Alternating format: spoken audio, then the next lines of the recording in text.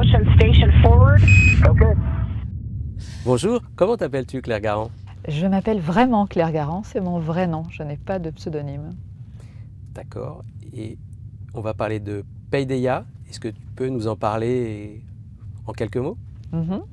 C'est l'histoire d'une petite fille qui vit dans une station spatiale confinée, un peu comme nous ici, mais encore plus. En plus, tout est métallique.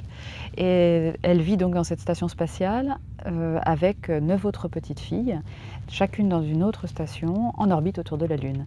Et elle va découvrir qu'elle a un destin qui est tracé et qui n'est pas du tout celui qu'elle avait prévu dans ce monde où l'humanité est morte. Elle découvre qu'elles ont un destin incroyable. Oui, incroyable. Non, on peut pas dire comme ça. Si, c'est Elles seront incroyable. les mères de l'humanité. Elle Dit comme voulait. ça, c'est bien. Oui, c'est exactement ça. Alors que elle voulait découvrir, explorer l'univers, les planètes, les étoiles. Eh bien, non. Elle va descendre sur la Lune et enfanter les futurs humains. Elle va être la mère de la nouvelle humanité. Et ça ne lui plaît pas du tout parce que c'est pas ce qu'elle avait prévu et c'est absolument pas ce qui l'intéresse. Et elle ne voit pas de raison d'accepter un destin pareil. Et l'histoire, on peut dire, effectivement, elle refuse. Ah oui, oui, elle refuse par tous les moyens, alors que c'est très compliqué parce que elle est toute seule à vouloir, à refuser.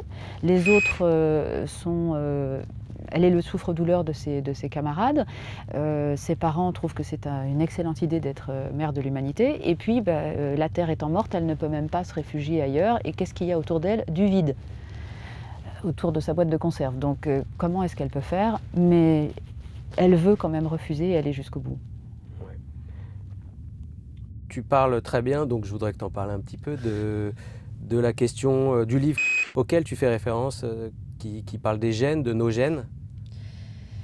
Oui, ce roman, pour moi, rappelle l'importance des gènes et l'opposition entre l'individu qui, dans une situation d'extinction de son espèce, a un libre arbitre et la volonté de nos gènes de se dupliquer, de se répandre.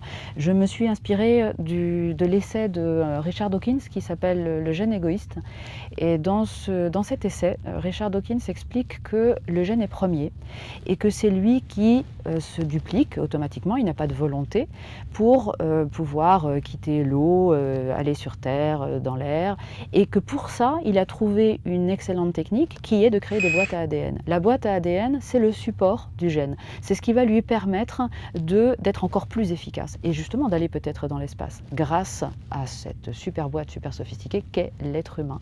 Et ce gène qui est sur le point de se répandre dans l'espace s'oppose au libre arbitre de la boîte. La boîte, tout d'un coup, prend conscience non seulement qu'elle est un support pour l'ADN, mais qu'elle peut avoir elle-même un destin.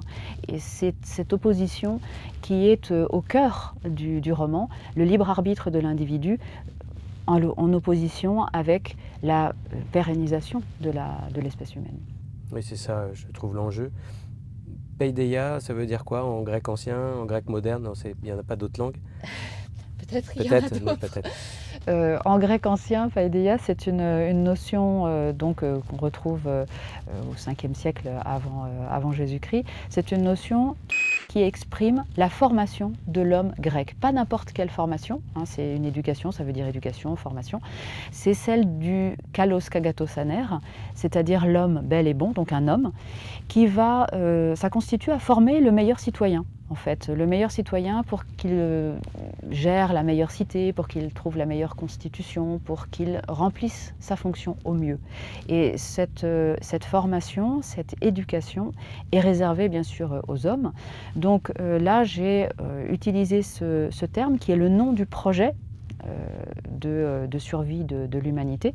Et j'ai utilisé ce terme à rebours en l'appliquant à l'éducation de petites filles, donc ce ne sont pas des hommes, et en plus elles sont très jeunes, elles ont 7 ans, mais effectivement leur objectif l'objectif du projet c'est d'habiter la planète, la Lune, le village lunaire, et donc pas tout à fait une cité grecque, mais donc la notion est prise à rebours. Et ça veut dire enfant? Oui. Et donc voilà, donc il y a il y a 3 sens au moins au terme paideia. Oui, éducation, formation, enfance, et donc enfant en grec moderne.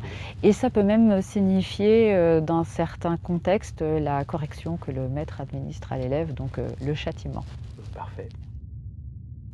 Ce qui m'a touché particulièrement, tu as parlé de souffre-douleur, c'est que cette narratrice, elle est beaucoup moins super intelligente que les autres. Enfin, elle est beaucoup moins, un peu moins super intelligente que les autres. Et du coup, elle est leur souffre-douleur, elle se fait torturer mentalement et elle a toujours l'impression d'être à la ramasse, d'être à la traîne. Et du coup, elle veut toujours combler ça et elle est en colère, elle se bat avec elle se fait casser la nuque en simulation.